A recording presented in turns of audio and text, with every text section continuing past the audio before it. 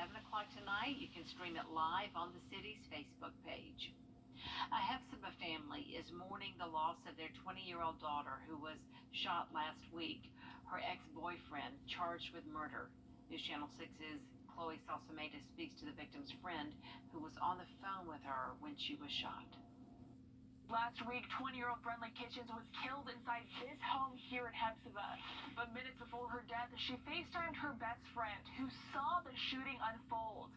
That friend says she'll never forget what she saw and heard. When Shelby Freeman picked up her phone last Wednesday, she had no idea it would be the last time she would talk to her best friend, Brenley Kitchens. While the two were on FaceTime, Kitchens heard a knock on her door. Investigators say her ex-boyfriend, 20-year-old Jaden Ross, arrived and shot Kitchens in the head.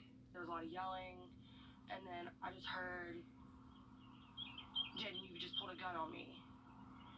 And he was like, "You have a knife pulled on me," and she was like, "You're in my house, I'm asking you to leave."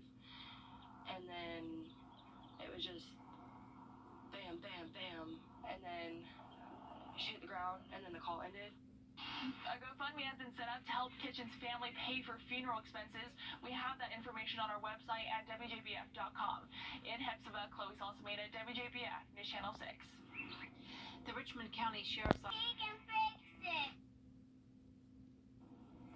A few months into the coronavirus pandemic, a post-COVID condition was discovered in children.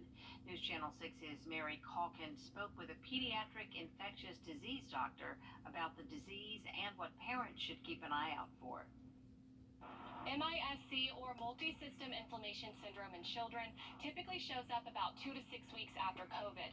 Kids will experience a prolonged fever and swelling of different organs. Dr. Jim Wild says MIS-C is often mistaken for Kawasaki disease.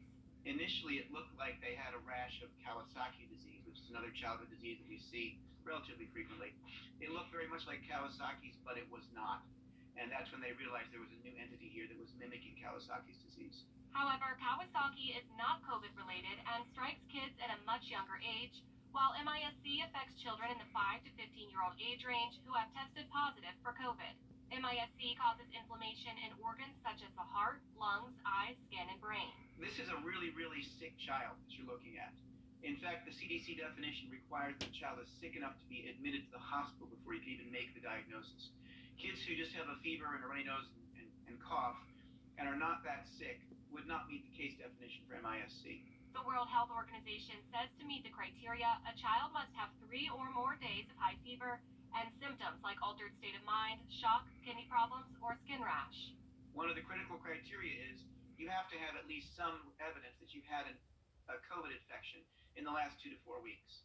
If there's no evidence for a COVID infection in the last 2 to 4 weeks, we're not even looking in the direction of MIS-C. Dr. Wild says MIS-C is rare and most kids typically make a full recovery after being treated. MIS-C, first of all, is relatively rare. COVID itself is not usually real severe in children. The number of children that get MIS-C after COVID infection is really small.